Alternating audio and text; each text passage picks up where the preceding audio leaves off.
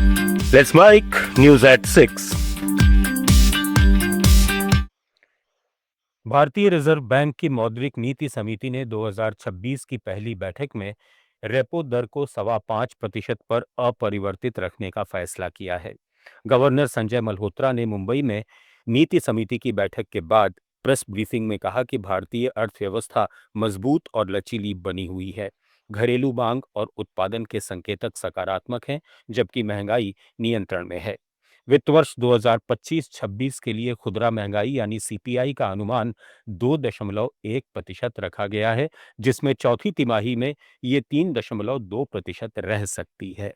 अगले वित्त वर्ष की पहली 2 तिमाहियों में महंगाई 4 और 4.2% के आसपास रहने का अनुमान है।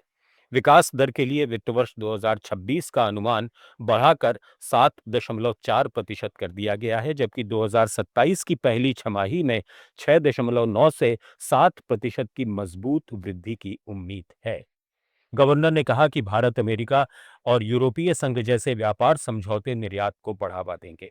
कुल मिलाकर अर्थव्यवस्था गोल्डीलॉक्स स्थिति में है, न विकास में कमी, न महंगाई में उछाल। भारतीय शेयर बाजार आज उतार चढ़ाव भरे कारोबार के बाद मामूली बढ़त के साथ बंद हुआ। बीएसई सेंसेक्स 266 अंक चढ़कर 83,580 पर पहुंचा और एनएसई निफ्टी 51 अंक की वृद्धि के साथ 25,693 पर बंद हुआ।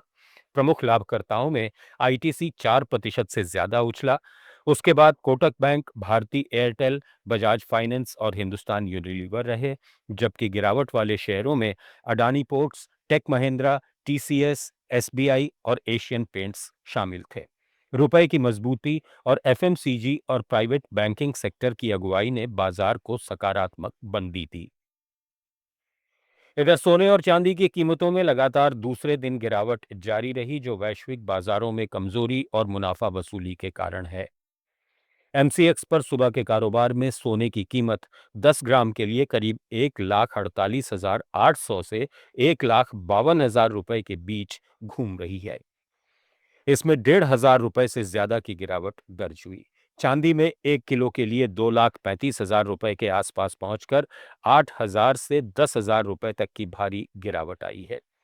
अंतर्राष्ट्रीय स्तर पर भी सोने और चांदी में दबाव दिख रहा है, जिसका असर घरेलू बाजार पर पड़ रहा है। कुल मिलाकर ये गिरावट निवेशकों के लिए सतर्कता का संकेत है, क्योंकि हाल के रिकॉर्ड ऊंचाई से कीमतें काफी लुढ़की हैं।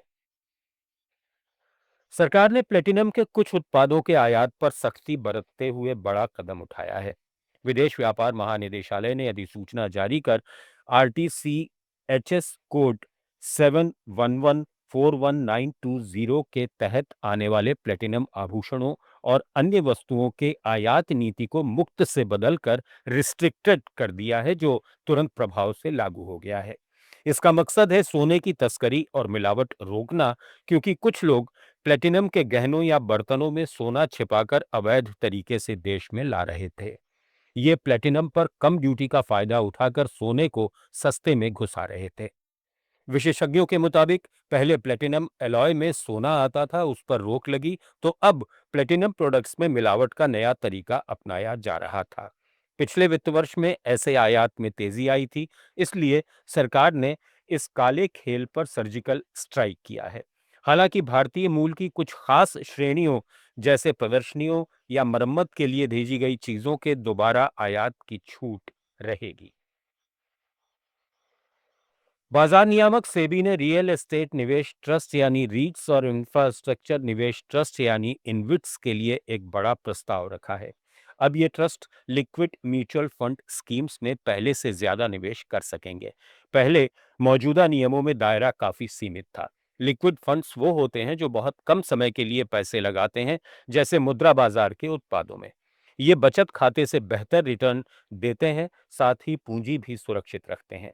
सेबी का मकसद है कि इन ट्रस्ट्स को अपने पास बचे हुए पैसे को आसानी से और ज्यादा विकल्पों में लगाया जा सके, ताकि बेहतर मैनेजमेंट हो और रिटर्न बढ़े, लेकिन निवेशकों की सुरक्षा पर कोई असर नहीं पड़े। न्यूज एट 6 में फिलहाल इतना ही। बने रहिए लेट्स माइक के साथ। आप सुन रहे थे let's mike more than radio.